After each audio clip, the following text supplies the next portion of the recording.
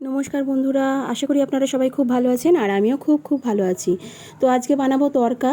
তো তড়কাটা যেভাবে রোজ মানে প্রায় সময় যেভাবে বানাই সেভাবে আজকে বানাইনি। ওটাই হলো আজকে আমার কপাল দোষের মানে একটা বড় দুর্ঘটনা। যে তড়কার কড়াইটা নিয়েছি আমি টাটা সম্পূর্ণের, খুব সুন্দর কড়াইগুলো সেদ্ধ হয়ে যায় টাটা সম্পূর্ণের জিনিসগুলো। তো আমি এখানে মিক্সার গ্রাইন্ডারে মধ্যে একটা পেঁয়াজ, একটা আধখানা টমেটো, রসুন আর কাঁচা লঙ্কা আর একটু নুন দিয়ে ভালো করে মিক্সার গ্রাইন্ডারের মধ্যে ওটা আমি পিষে নিচ্ছি, একদম ফাইন পেস্ট করে নিচ্ছি। আর ওদিকে আমি তড়কার কড়াইটা আমি ভালো করে ধুয়ে রেখেছি, আর এদিকে দেখুন ফাইন পেস্ট করা হয়ে গেছে। আর এই মধ্যে ভুল কাজটা হলো একটা, সেটা আমি বলতে চলেছি।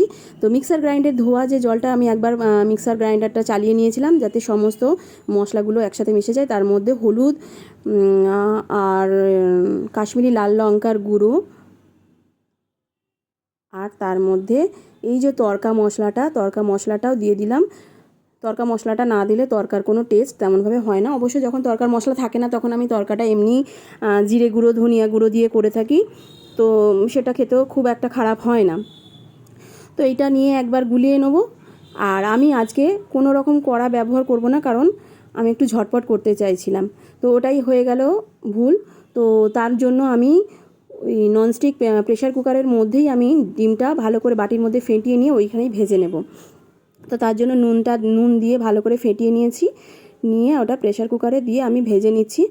তো যে ভুলটার কথা বলছিলাম, যে আপনারা কখনোই ডাল জাতীয় শস্য বা মানে পালসেসগুলো হলুদ দিয়ে মশলা কষিয়ে সেদ্ধ করবেন না। যেমন কাবলে ছোলা, ঘুগনির কড়াই এগুলো হয়, কিন্তু তরকার কড়াইটা দেখলাম যে হয় না।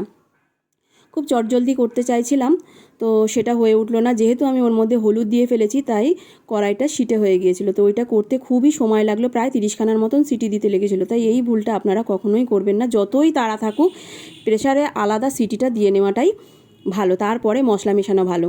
তো তার জন্য প্রেশার কুকারের মধ্যে আমি তেল দিয়ে আর ওই যে ফাইন পেস্ট করে রেখেছিলাম মিক্সার গ্রাইন্ডারে পেঁয়াজের, সেটা দিয়ে দিলাম, ভালো করে কষিয়ে নিয়ে। আর ওই যে মিক্সার গ্রাইন্ডার ধোয়া যে জলটা ছিল মশলা দিয়ে একেবারে, সেই জলটাও আমি ঢেলে নিয়ে ভালো করে কষিয়ে দিয়েছিলাম। আর তারপরেই ভালো করে কষিয়ে নিয়ে ফুটিয়ে ওঠার পরে মশলা থেকে কাঁচা গন্ধগুলো চলে যাওয়ার পরেই আমি যে ভুলটা করলাম, এই যে একটা বড় ভুল, এটা যদি আমি আগে করে নিতাম তাহলে আমাকে ওই 30খানা সিটি মারতে হতো না। তো ওই কাঁচা কড়াইটাই আমি প্রেশার কুকারের মধ্যে দিয়ে সিটি মারতেই থাকলাম। বারবার 10টা কখনো 14টা সিটি মারার পরে দেখছি যে কড়াইটা মোটেও দমছে না। এদিকে মনে হয় না রাত হয়ে গিয়েছে, সব দোকানপাট বন্ধ হয়ে গিয়েছে, এই খাবারের দোকানটা আর এই সবজির দোকানটা এখনও রয়েছে। তো আমি ভাবছিলাম যে আপনাদের সাথে নতুন কিছু একটা শেয়ার করব। তো সেটা হচ্ছে যে একঘেয়ে রোজই নুন হলুদ ঝাল মশলা দিয়ে রান্না করা, এই আমি বলে দিচ্ছি, সবই তো আপনারা দেখতেই পাচ্ছেন। তো সেটার সঙ্গে যদি আমি আমার ভয়েস যদি আপনাদের ভালো লেগে থাকে, কথা বলার ভঙ্গিটা যদি ভালো লেগে থাকে, তাহলে আমি এই রান্না করতে করতে একটা করে ছোট কবিতা, খুব বড় নয়, যেটা আপনারা শুনে হয়তো বোর ফিল হতে পারে, সেরকম কিছুই নয়।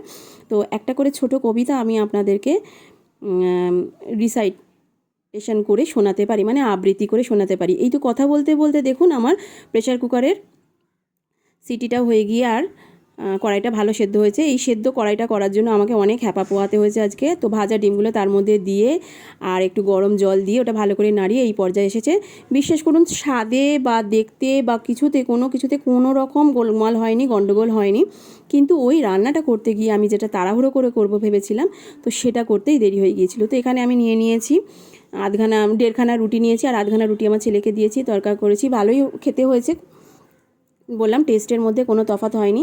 তো আপনারা প্লিজ আমাকে একটু কমেন্ট করে জানাবেন যে আমার ভয়েস যদি ভালো লেগে থাকে তাহলে অন্য কিছু